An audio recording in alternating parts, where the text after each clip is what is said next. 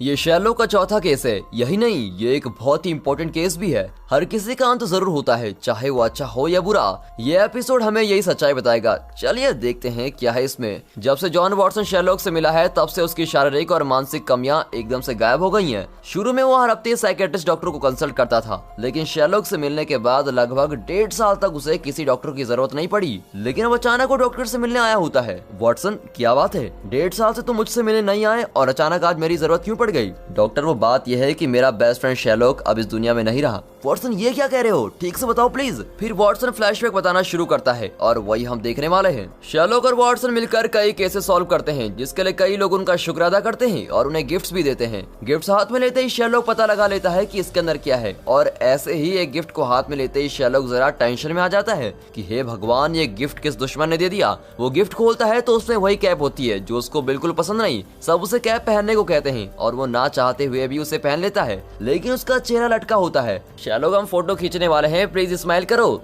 Sherlock बेमन से smile करता है और आज के बाद वो प्राइवेट डिटेक्टिव नहीं, क्योंकि पूरी पब्लिक उसे पहचान गई है और वो बहुत ही फेमस हो चुका है। इस वक्त मोरारिटी टावर ऑफ लंदन के अंदर जाता है, जहाँ बहुत ही कीमती सरताज, सिंहासन और राज अधिकार की चीजें होती है। मोरारिटी अपने आदमियों के साथ आता है और हेडफोन्स पर कोई गाना सुन रहा होता है। बबल्स गम चबाते हुए वो मोबाइल का एक बटन दबाता है और टावर ऑफ लंदन का पूरा कंट्रोल उसके हाथ में आ जाता है। सीसीटीवी कैमरास को भी वो हैक कर लेता है। फिर वो पिगी बैंक जैसा एक बटन दबाकर बैंक ऑफ लंदन का सिस्टम हैक कर लेता है और वहाँ का वॉल्ट ही खोल देता है। बैंक वाले चौंक जाते हैं। फिर वो अपने मोबाइल पर प्रिजन जैसा एक आइकन क्लिक करता है तो लंदन के सेंट्रल जेल की सिक्योरिटी सिस्टम हैक हो जाती है। अब जेल के दरवाजे खुल जाएंगे और सारे कैदी वहाँ से बच निकलेंगे। इस तरह पूरी सिटी में वो तहलका मचा लेता है। इसकी इन्फॉर्मेशन मिलते ही ग्रेग तुरंत टावर की ओर जाता है। एक के बाद उसे इन्फॉर्मेशन मिलती है कि बैंक का सिस्टम और जेल का सिस्टम भी हैक कर दिया गया है। एक ही टाइम पर इतने सारे प्रॉब्लम्स को सुनकर वो टेंशन में आ जाता है, लेकिन सबसे पहले वो टावर ऑफ लंदन जाने का फैसला करता है। वहाँ मोरारिटी उन कीमती सिंहासन पर बैठने की कोशिश करता है, लेकिन उसके चारों ओर बहुत ही स्ट्रॉन्ग ग्लास होता है जिसे कुल्हाड़ी या हथौड़े से भी नहीं तोड़ा जा सकता। मोरारिटी ग्लास पर गेट शेरलॉक करके लिख देता है। फिर अपना छोटा डायमंड निकालकर उसकी शार्प साइड ग्लास की ओर रखकर बबल गम से चिपका देता है। फिर एक फायर गैस सिलेंडर को उठाकर डायमंड पर जोर से मारता है और ग्लास टूटकर बिखर जाता है। तब वहाँ पुलिस भी आ जाती है, लेकिन कीमती चीजें लेकर भागने के बजाय मोरारिटी सरताज पहनकर उस सिंहासन पर बैठा होता है। तब शेरलॉक को मोरारिटी का मैसेज आता है कि मेरे साथ गेम खेलने टावर हिलाओगे। यहाँ मोरारिटी को अरेस्ट करके कोर्ट ले जाते हैं। टावर में मोरारिटी ने गेट शेरलॉक करके लिखा हुआ था, इस वजह से शेरलॉक को भी कोर्ट आना पड़ता है। कोर्ट पहुंचकर शेरलॉक मुंह धोने बाथरूम में जाता है। वहाँ शेरलॉक का कैप पहनकर एक लड़की आकर कहती है कि शेरलॉक, मैं आपकी बहुत ही बड़ी फैन हूँ। शेरलॉक तुरंत उसे एनालाइज करके कहता है कि तुम मेरी फैन नहीं हो सकती, तुम्हारी कलाई पर प्रेशर मार्क लगा है, मतलब तुम बहुत देर टाइप करने वाला कोई काम करती हो। तुम्हारे हाथ में एक ऑयल बेस्ड इंक लगी हुई है जो सिर्फ प्रिंटिंग प्रेस में इस्तेमाल होती है, मतलब तुम एक जर्नलिस्ट हो। इतना ही नहीं, तुमने खुद अपने अंगूठे पर इंक लगाकर इस हाथ में निशान लगाया है। ये करके तुम मुझे टेस्ट करना चाहती थी। तुम्हारे पॉकेट में मोबाइल है जिसमें हमारी बातें रिकॉर्ड हो रही है और तुम मुझे फॉलो कर रही हो। कुछ ही सेकंड्स में इतना कुछ एनालाइज करने वाले शेरलॉक को देखकर जर्नलिस्ट शॉक होकर कहती है, शेरलॉक सर, आप बहुत ही जीनियस हो। ये मेरा कार्ड है, कभी मेरी जरूरत पड़े तो कॉल कर दीजिए। फिर वो चली जाती है। अब सुनवाई शुरू होती है और पहले शेरलॉक को बुलाकर पूछते हैं कि क्या तुम इस मोरारिटी को जानते हो। शेरलॉक कहता है कि इसे मैंने सिर्फ 2 बार देखा है। पहली बार ये बहुत ही ग्लैमरस ड्रेस और मेकअप पहनकर मुझको इम्प्रेस करने आया था। दूसरी बार इसने मुझे बॉम्ब से उड़ाने की कोशिश की और मैंने अपने बचाव में इसे गन दिखाई। दोनों बार इसने मुझे दिखा दिया कि ये कितना घटिया आदमी है। रिश्ते में तो ये दुनिया के सारे क्रिमिनल्स का बाप लगता है, नाम है मोरारिटी। फिर जज पूछता है कि शेरलॉक, तुम 2 बार देखकर कैसे कह सकती हो कि ये क्रिमिनल मास्टरमाइंड है? क्या तुम सच में उतने स्मार्ट हो जितना पब्लिक तुम्हें समझती है?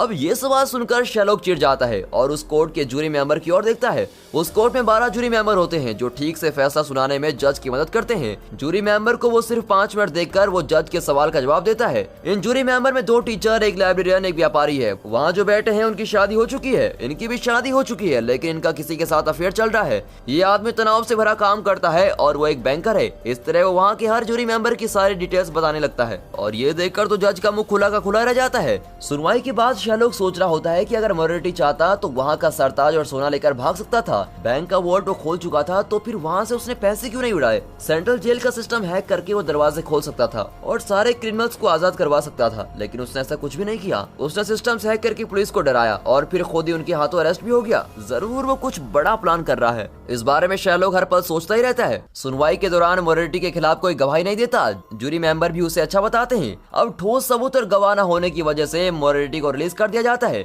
शेरलॉक भी जानता है कि ऐसा ही होने वाला है। वो कॉफी बनाकर किसी का इंतजार करते हुए वायलिन बजाने लगता है। तब मोरेटी आता है और टेबल पर रखी हुई कॉफी पीने लगता है। फिर वो कहता है, देखो शेरलॉक, मैं कुछ भी कर सकता हूँ। जेल का सिस्टम हैक कर दिया, बैंक का वॉल्ट भी खोल दिया। मैं चाहता तो आसानी से सारा पैसा लूट सकता था, लेकिन मैंने ऐसा कुछ भी नहीं किया। उल्टा उस सोने के सिंहासन पर बैठ गया। बेटा शेरलॉक, यहाँ सब जानते हैं कि सारे क्रिमिनल काम मैं ही कर रहा हूँ, लेकिन कोर्ट में मैं बेगुनाह साबित हो चुका हूँ। असल में मैंने उन सारे जूरी मेंबर को डरा धमकाकर कोर्ट को भी अपने काबू में कर लिया है। इस दुनिया में ऐसा कोई भी बैंक, आर्ट गैलरी या म्यूजियम नहीं है जिसे मैं हैक नहीं कर सकता। कहते कहते वो अपनी उंगलियां बजा रहा होता है और शेरलॉक भी उसे नोटिस करता है। मोरेटी आगे कहता है कि तुम्हारे और मेरे बीच एक बड़ी प्रॉब्लम होने वाली है और उस प्रॉब्लम का नाम है द फॉल। ये कहकर वो चला जाता है। अब मीडिया सवाल उछालने लगती है कि कोर्ट ने मोरेटी को क्यों छोड़ दिया, लेकिन इस बात का किसी के पास कोई भी जवाब नहीं होता। 2 महीने बाद एक दिन वॉटसन एटीएम से पैसे निकाल रहा होता है। तब एक कार वहां आकर खड़ी होती है। वॉटसन को लगता है कि इस माइक्रोफ्ट को कोई और काम नहीं है, जब देखो कार भेजकर मुझे बुलाता ही रहता है।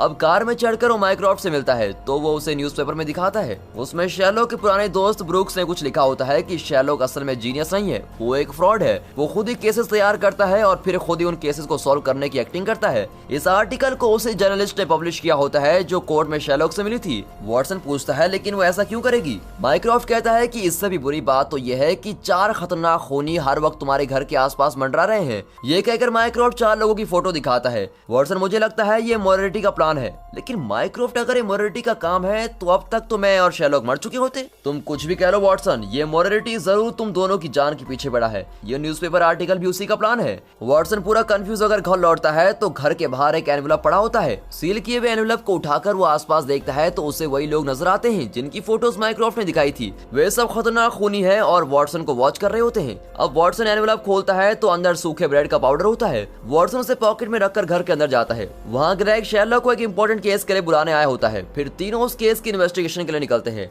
अब 2 बच्चे लापता हो गए हैं और इसी केस के लिए शेरलॉक उन बच्चों के घर जाता है। सर्च करने पर शेरलॉक को एक सील्ड कवर मिलता है जिसके अंदर एक फेरी टेल बुक होती है। वहाँ की चीजों पर फ्लैक्स सीड ऑयल की बू आती है। फिर शेरलॉक लाइट ऑफ करके यूवी लाइट ऑन करता है तो वहाँ हेल्प अस करके लिखा होता है और जमीन पर फुटप्रिंट्स दिखाई पड़ते हैं। दरअसल flax seed oil UV light में चमकते हैं। वे उन फुटप्रिंट्स को फॉलो करते हैं लेकिन एक जगह पर निशान रुक गए होते हैं। अब शेरलॉक बताता है कि वो जो भी है इस खिड़की से बाहर चला गया है। वॉटसन कहता है, तो शेरलॉक ये फुटप्रिंट्स हमारे किस काम के? नहीं वॉटसन, इन फुटप्रिंट्स से हम सब कुछ पता लगा सकते हैं। ये कहकर वो फ्लैक्सीड ऑयल से बना हुआ फुटप्रिंट कारपेट से काट निकालता है। फिर उसे लैब में ले जाकर टेस्ट कराता है और उस पर लगी हुई धूल को अलग करता है और धूल में उसे चौक, तार, रोड और ईंट के बारीक टुकड़े मिलते हैं। साथ ही कुछ खास तरह के पौधों के टुकड़े भी मिलते हैं। अब वॉटसन वहाँ की कुछ फोटोज देख रहा होता है। फिर वो उस सीड एनवेलप को खोलता है जो उन बच्चों के घर मिला था। यार शेरलॉक, बिल्कुल ऐसा ही सीड एनवेलप हमारे दरवाजे पर भी पड़ा था।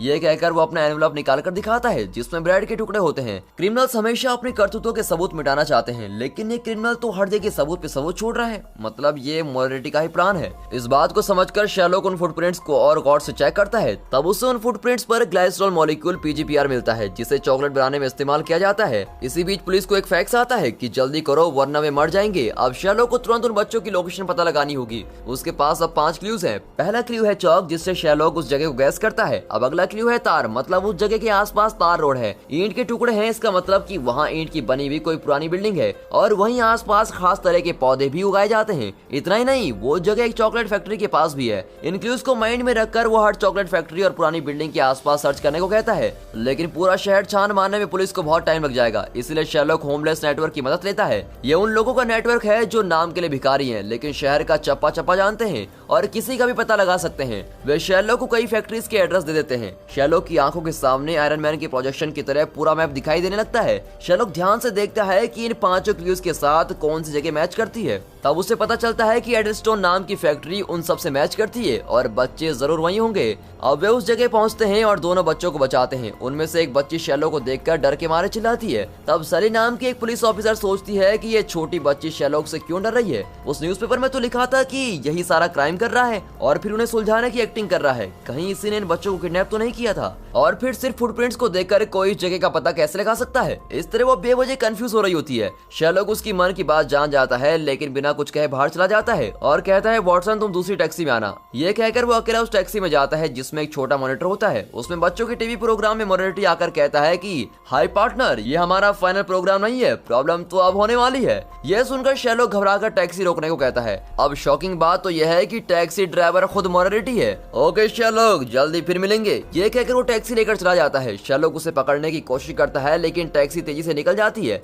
इस चक्कर में शेरलॉक को पीछे से एक कार टक्कर मारने वाली होती है, लेकिन एन वक्त पर कोई इसको बचा लेता है। Thank you sir. ये कहकर शेरलॉक उस आदमी से हैंडशेक करने वाला होता है कि अचानक उस आदमी को कोई दूर से शूट कर देता है। वॉटसन भी वहां आता है और उस आदमी को देखकर चौंक जाता है। शेरलॉक, ये आदमी उन खूनियों में से एक है जो हम दोनों को मारने की कोशिश कर रहे हैं। तुम्हारे भाई माइक्रोफ्ट ने मुझे उनकी फोटो दिखाई थी, मतलब 4 खूनियों में से एक का खून हो गया। क्या कहते हो वॉटसन? अगर ये सच है तो इसने मुझे बचाया क्यों? मैं तो इसे हैंडशेक करने जा रहा था। इसे कौन शूट कर सकता है? इसमें जरूर कुछ बात है। बहुत सोचकर शेरलॉक इस नतीजे पर पहुंचता है कि ये चारों मुझे मारने के लिए नहीं, बल्कि मुझे जिंदा रखने के लिए मेरा पीछा कर रहे हैं। ये लोग हमेशा हमें वॉच कर रहे हैं, जरूर यहाँ कोई सर्विलेंस कैमरा है। फिर वो लैपटॉप खोलकर चेक करते हैं तो पास ही कैमरे का सिग्नल मिलता है, मतलब कैमरा घर के पास या फिर घर के अंदर ही लगा होगा। अब दोनों घर में ढूंढते हैं तो बुक शेल्फ के पास से कैमरा होता है। तब मिसेस हडसन वहां आकर शेरलॉक का कुरियर देती है। खोलने पर उसमें एक जला हुआ बिस्किट होता है। वहां पुलिस ऑफिसर सैली ग्रेग को बताती है कि शेरलॉक एक फ्रॉड है, सारे क्राइम्स वही कर रहा है। उसने उन दोनों बच्चों को किडनैप करके उस फैक्ट्री में रखा था,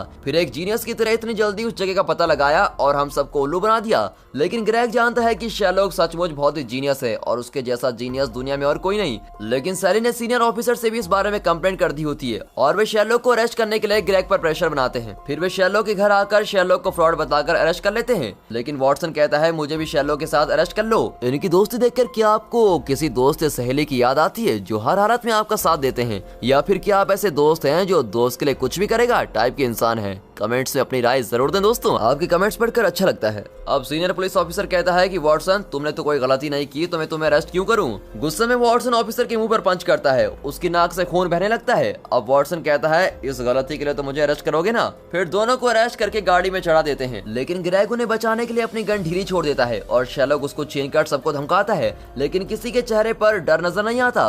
वे सब चुप खड़े रहते हैं। फिर ग्रेग चिल्लाता है कि गाइस प्लीज उसकी बात मान लो और गन नीचे फेंक दो। वो एक बार जो कहता है वो करके दम लेता है। इस तरह सबका ब्रेन वॉश करके वो सबको निहत्था कर देता है। तब शेरलॉक और वॉटसन वहाँ से बच निकलते हैं। Sherlock long jump, high jump सब कुछ करके भाग रहा होता है। बेचारा वॉटसन चिल्लाता है कि मैं तुम्हारी तरह बंदर नहीं हूँ, मेरे बारे में तो सोचो यार। फिर शेरलॉक जरा रुककर वॉटसन को भी साथ ले जाता है। तब उन्हें लगता है कि कोई उन्हें फॉलो कर रहा है। शेरलॉक, मुझे लगता है कि खून ही हमारा पीछा कर रहे हैं, चलो हम उन्हें देखते हैं। वॉटसन, देखकर क्या करना है, हम दोनों जीकर कौन सा तीर मारने वाले हैं, चलो खुशी खुशी मरते हैं। ये कहकर शेरलॉक वॉटसन को खींच लेता है और सड़क के बीच में दोनों खड़े हो जाते हैं। तब एक बस तेजी से आकर इन्हें टक्कर मारने वाली होती है, लेकिन एन वक्त पर एक आदमी आकर इन्हें बचा लेता है और यही शेरलॉक का प्लान था। अब शेरलॉक उस आदमी को पकड़कर पूछता है कि तुम लोग कौन हो और किसके कहने पर मुझे फॉलो कर रहे हो और हर बार मेरी जान क्यों बचा रहे हो? वो आदमी बताता है कि हम तुम्हें इसलिए बचा रहे हैं क्योंकि तुम्हारे पास कंप्यूटर की कोड्स हैं। क्या बकवास कर रहे हो, मेरे पास कोई की कोड्स नहीं है। याद करो शेरलॉक, जब मोरेटी तुम्हारे घर आया था तो उसने तुम्हें कंप्यूटर की कोड्स दिए थे। उन कोड्स के जरिए हम किसी भी बैंक या जेल को हैक कर सकते हैं। शेरलॉक कहता है कि मोरेटी ने मुझे ऐसा कुछ भी नहीं दिया। इसी बीच उस आदमी को कोई शूट कर देता है। तब पता चलता है कि मोरेटी ने शेरलॉक के पास कोई की कोड छोड़ दिया था जो खुद शेरलॉक भी नहीं जानता।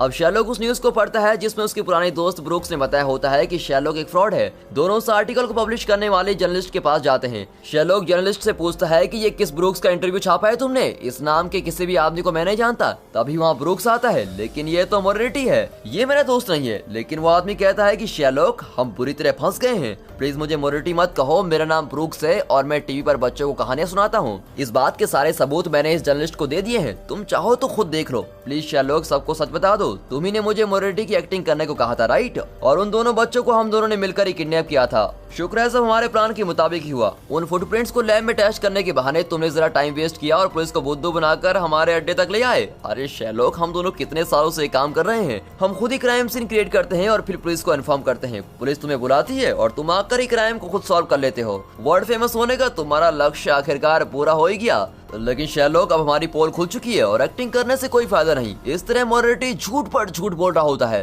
तब वॉटसन चिढ़कर कहता है, ड्रामा बहुत अच्छा कर लेते हो मोरेटी, मैं शेरी का दोस्त हूँ और मैं जानता हूँ कि ये एक बहुत ही बड़ा जीनियस है। मोरेटी कहता है शेरलॉक तुम्हें भी उल्लू बना रहा है वॉटसन। अब शेरलॉक को बहुत गुस्सा आता है। मोरेटी डरने की एक्टिंग कर रहा होता है, लेकिन शेरलॉक और वॉटसन उसे कुछ भी नहीं कर पाते क्योंकि वह जर्नलिस्ट के घर पर होते हैं और अगर यहाँ कोई प्रॉब्लम हुई तो मीडिया ने पर झपट पड़ेगी। ये सोचकर दोनों वहाँ से निकलते हैं। फिर शेरलॉक अकेला लैब में जाता है। शेरलॉक मॉली से कहता है कि मैं जल्दी मरने वाला हूँ, मुझे तुम्हारी मदद चाहिए। मॉली चौंक जाती है कि ये क्या बोल रहा है। वॉटसन माइक्रोसॉफ्ट के पास जाता है तो वो बताता है कि मोरेटी के पास की कोड्स हैं जिससे किसी भी सिस्टम को हैक किया जा सकता है। हमारे लाख कोशिश करने पर भी ये नहीं पता लगेगा कि की कोड्स उसने कहाँ छुपा कर रखे हैं। जेल के सेल में भी उसने सिर्फ शेरलॉक का नाम लिखा हुआ था। पूछताछ के दौरान माइक्रोसॉफ्ट ने शेरलॉक के कुछ पर्सनल डिटेल्स मोरेटी को बता दिए थे। उन्हीं डिटेल्स से मोरेटी ने ब्रूक्स नाम का एक कैरेक्टर पैदा किया जो शेरलॉक के बचपन का दोस्त था। सच्चाई जानकर वॉटसन शेरलॉक से मिलने लैब में जाता है और सबसे पहले इन्हें ये साबित करना होगा कि ब्रूक्स नाम का कोई नहीं है, तभी शेरलॉक की इमेज पर लगा हुआ कलंक मिटेगा। शेरलॉक सोचता है कि मोरेटी ने मेरे पास कोई की कोड छोड़ा है जो मैं खुद भी नहीं जानता। तब वॉटसन टेबल पर अपनी उंगलियां बजा रहा होता है। उसे देखकर शेरलॉक को याद आता है कि जब मोरेटी घर आया था तो वो भी इसी तरह कुछ उंगलियां बजा रहा था। दरअसल वो 0 और 1 से बना हुआ बाइनरी कोड है। जब उंगली टेबल पर लगती है तो की कोड 1 होता है और जब उठती है तो उसका मतलब है कि की कोड 0। इस तरह शेरलॉक उस की कोड को पता लगा लेता है और मोरेटी को मैसेज करता है कि तुम लैब के रूफ पर आ जाओ। ये बातें वॉटसन नहीं जानता। अब वॉटसन को कॉल आता है कि मिसेस हडसन को किसी ने शूट कर दिया है। वो शेरलॉक को बुलाता है लेकिन शेरलॉक कहता है मैं बिजी हूँ, तुम चले जाओ। शेरलॉक ये तुम क्या बोल रहे हो? मिसेस हडसन को उस दिन किसी ने जरा सी खरोंच पहुंचा दी थी और तुमने उस टेररिस्ट को 3 बार बिल्डिंग से नीचे फेंक दिया और अब उन्हें किसने शूट कर दिया है और तुम जाकर देखोगे भी नहीं। मेरा दिमाग मत खाओ वॉटसन, प्लीज तुम जाकर देखो। अब वॉटसन कंफ्यूज होकर चला जाता है। फिर मोरेटी लैब के रूप पर आ जाता है। अब शेरलॉक भी वहां कर कहता है ये केस खत्म हो गया, मैं तुम्हारे की कोड जान गया हूँ और मैं किसी भी सिस्टम को हैक कर सकता हूँ। मैं ये भी साबित कर सकता हूँ कि ब्रूक्स नाम का कोई नहीं है और ये तुम्हारा ड्रामा है। इससे पहले कि मैं वो सब करूँ तुम खुद ही अपनी हार मान लो और ये भी सुन लो कि ये केस मैं सॉल्व कर चुका हूँ। अरे मेरे मासूम शेरलॉक, की कोड्स नाम की कोई चीज नहीं होती। जिंदगी में पहली बार तुम मुझसे हार गए हो। अब तुम यही पूछना चाहते हो ना कि मैंने बैंक, टावर और जेल को कैसे हैक किया? तो सुन लो, हर जगह पर मेरे कॉन्ट्रैक्ट्स हैं जिनकी मदद से मैंने दरवाजे और वोल्ट खोल दिए। की कोड्स करके कुछ नहीं होता और ये सब साबित हो गया कि तुम्हारा अनुमान गलत था। तुम हार चुके हो शेरलॉक। पूरी दुनिया अब यही सोचती है कि शेरलॉक एक फ्रॉड है। अब तुम्हारे पास सिर्फ एक ही रास्ता है और वो ये है कि इस बिल्डिंग से कूदकर अपनी जान दे दो। लोग यही समझेंगे कि शेरलॉक अपनी बदनामी बर्दाश्त नहीं कर सका और इसलिए उसने खुदकुशी कर ली। ये खबर मैं भी सुनना चाहता हूँ। अगर तुमने कूदने के बजाय कोई भी चालाकी की तो मेरे आदमी मिसेस हडसन, वॉटसन और ग्रेग को तीनों को खत्म कर देंगे। अब बेबस होकर शेरलॉक रूफटॉप के एज पर खड़ा हो जाता है और कहता है प्लीज मुझे थोड़ी देर के लिए अकेला छोड़ दो। मोरेटी कुछ दूर पर जाकर खड़ा हो जाता है। कुछ देर में शेरलॉक खुशी से हंसने लग जाता है। मोरेटी पूछता है कि ऐसा क्या खुशखबरी शेरलॉक? शेरलॉक कहता है कि तुम अपने आदमियों को ऑर्डर दोगे तभी तो मेरे साथियों को मार डालेंगे, राइट? लेकिन अगर मैं तुम्हें ऑर्डर देने से रोक लूं तो फिर वे बच जाएंगे, है ना?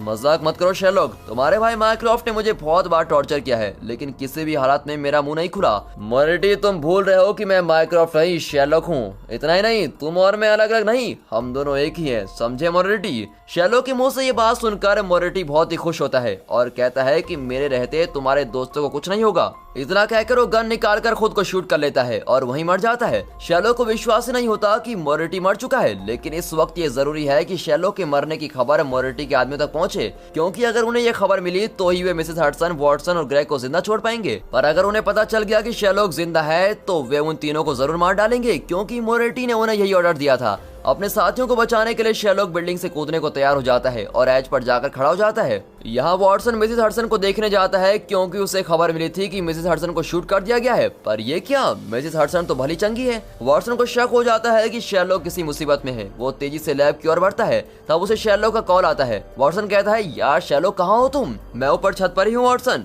वॉटसन पूछता है कि तुम वहाँ खड़े क्या कर रहे हो? मुझे माफ कर दो वॉटसन, असल में मैंने ही मोरेटी नाम के कैरेक्टर को क्रिएट किया था। मोरेटी और कोई नहीं, वो मैं ही हूँ। सच में मैं ही ये सारे केसेस क्रिएट करता था और फिर उन्हें सॉल्व भी करता था। ये सब मैंने लोगों को इम्प्रेस करने के लिए किया। मैं कोई जीनियस नहीं, मैं एक फ्रॉड हूँ। शेरलॉक ये क्या बकवास किए जा रहे हो? हमारी पहली मीटिंग याद है? मुझे देखते ही तुमने मेरी पूरी डिटेल्स बता दी थी। नहीं वॉटसन, उस दिन मैंने तुम्हारे बारे में पहले से पूछताछ कर रखी थी। झूठ मत बोलो शेरलॉक, हम दोनों ने मिलकर कितने सारे केसेस सॉल्व किए हैं और तुम फ्रॉड नहीं जीनियस हो। प्लीज नीचे आ जाओ, फिर फिर हम दोनों बैठकर बात करेंगे, जो भी प्रॉब्लम हो हम दोनों मिलकर उसका सामना करेंगे, ओके। लेकिन शेरलॉक बिना जवाब दिए वहाँ से कूद जाता है और वॉटसन भागने की कोशिश करता है, लेकिन तभी एक साइकिल वाला उसे टकरा जाता है और वो नीचे गिर जाता है। किसी तरह उठकर वो शेरलॉक के पास भागता है। लहूलुहान हालत में शेरलॉक वहाँ पड़ा होता है। अब शेरलॉक का चेहरा देखकर जब वॉटसन को पता चलता है कि वो सच में मर चुका है तो वो बेचारा अपने आप को संभाल नहीं पाता और बेहोश हो जाता है। और इस तरह शेरलॉक की मौत हो गई, ये कहकर वॉटसन डॉक्टर को पूरा फ्लैशबैक सुना चुका होता है। डॉक्टर अब कहे भी तो क्या कहे, हमेशा एक साथ रहकर और एक साथ हर केस को सॉल्व करके शेरलॉक और वॉटसन बहुत ही क्लोज फ्रेंड बन चुके थे। शेरलॉक के बिना वॉटसन की जिंदगी सूनी सी सूनी हो गई। मीडिया और न्यूज़पेपर्स वाले शेरलॉक को फ्रॉड कहकर उसका अपमान कर रहे थे, साथ ही उसे बुज़दिल की तरह खुदकुशी करने के लिए कोस भी रहे थे। अब ये देखकर माइक्रोफ्ट को भी बहुत तकलीफ होती है। वॉटसन और मिसेस हडसन शेरलॉक की कब्र पर जाते हैं और मिसेस हडसन रोने लगती है कि शेरलॉक बिल्कुल मेरे बेटे जैसा था। उन्हें शेरलॉक से बहुत ही लगाव था। वॉटसन भी बहुत दुखी होता है क्योंकि शेरलॉक से मिलने से पहले वो अकेला था, लेकिन उसे कभी अकेलापन महसूस नहीं हुआ। लेकिन शेरलॉक के साथ रहने के बाद अब अचानक अपने दोस्त को खोकर वो बेचारा बहुत ही परेशान है। अब मेरी जिंदगी में रखा ही क्या है, ये सोचकर वॉटसन मायूस होकर वहाँ से चला जाता है। अब इस दृश्य को दूर से कोई देख रहा होता है और वो कोई और नहीं शेरलॉक ही है। लेकिन बिल्डिंग से छलांग मारकर शेरलॉक जिंदा कैसे रहा, शेरलॉक ने मरने का नाटक क्यों किया और ये बात अपने फ्रेंड वॉटसन से क्यों छुपाई। इसी सस्पेंस के साथ ये एपिसोड यहाँ पर खत्म होता है। इस सस्पेंस को तो हम आने वाले एपिसोड में ही खोलेंगे, इसलिए कोई भी एपिसोड मिस मत कीजिए। और दोस्तों इस वीडियो को एक लाइक और चैनल को सब्सक्राइब जरूर कर दीजिए। इस नए चैनल को आपके कमेंट्स की भी जरूरत है और हाँ, साथ ही अपने फ्रेंड सर्कल में इस वीडियो को शेयर जरूर कीजिए। And finally thanks for watching.